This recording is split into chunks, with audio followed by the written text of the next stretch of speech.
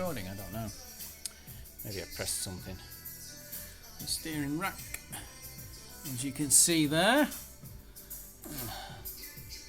What a donk, I can't believe it. I've looked online, there's one that's going for, well, the guy wants 75 quid for it. I offered him 50, he turned it down, so, I mean, I can pay the 75, but the next nearest is like 200.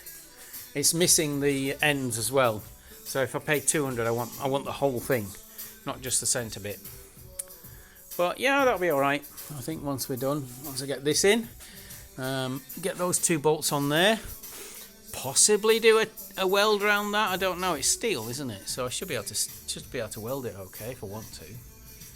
I actually don't though. I mean, how do you get the top part welded? That's the thing, they don't seem to understand.